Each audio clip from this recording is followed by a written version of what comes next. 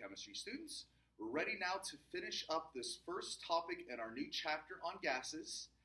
I want to go ahead and review again the three gas laws that we talked about yesterday. On the far left here, we have Boyle's law, and so remember, Boyle's law compares the pressure and the volume of gases at a constant temperature, and so we have the relationship that P1V1 equals P2V2. We also talked a little bit about Charles's law. Charles's law compares the volume of a gas to its temperature, and so remember, whenever we do with temperature, we first have to convert the Celsius measurement into Kelvin, which again we do by adding 273 to that. Charles's law, V1 over T1 equals V2 over T2. We also then talked yesterday about Gay-Lussac's law, and so Gay-Lussac's law compares pressure of a gas to its temperature, and again we have to remember to convert to Kelvin by adding 273, and so Gay-Lussac's law states that P1 over T1 equals P2 over T2.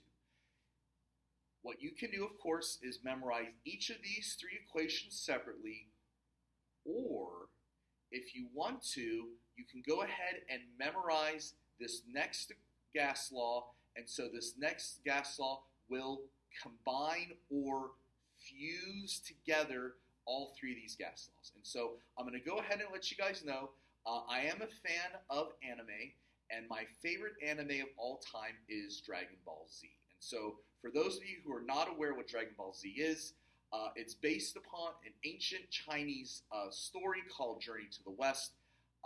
We have our main character, Goku, who is from a different planet, Vegeta, who was sent to Earth while he is a baby.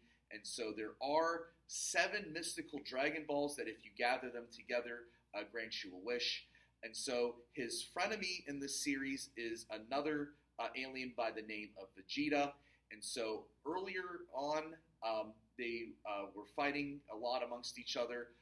They come to grips with each other, and during a later part of the series, in order for the characters to get stronger, they decide that they have to fuse together to form a new warrior.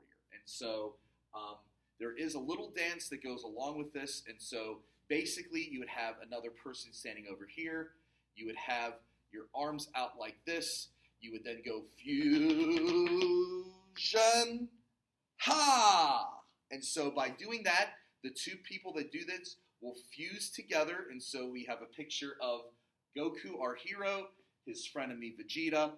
They're going through the fusion dance, and so by doing the fusion dance, they're able to go from just Goku and Vegeta into the single warrior known as Gogeta. And so why am I talking about this? Because we can also do the same sort of dance, as it were, for the different types of gas laws. We're going to combine Charles's law, we're going to combine Boyle's law, we're going to combine Gay-Lussac's law, we're going to put them all together into a very useful formula, and so we refer to this as the combined gas law.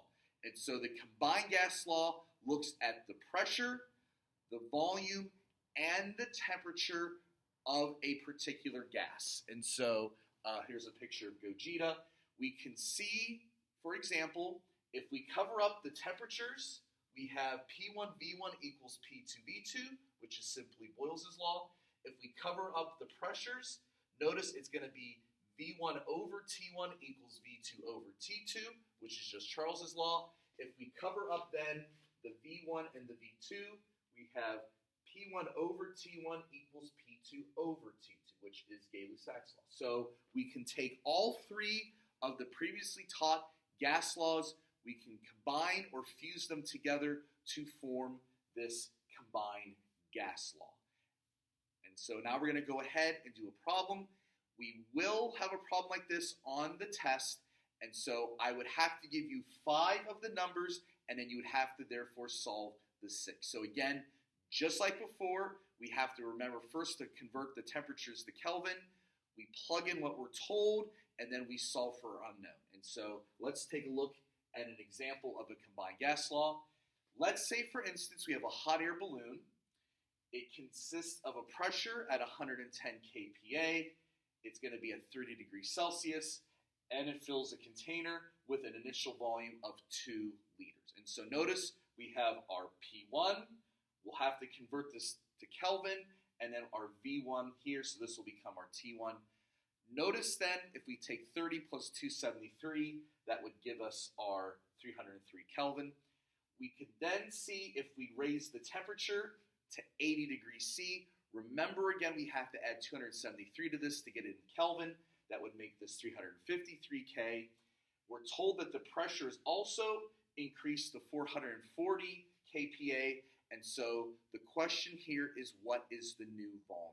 And so again, you would have to be given 5 of these 6 different properties, and so you would have to therefore solve the 6th one.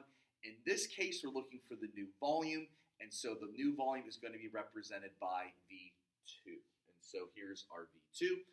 We simply plug in what we have.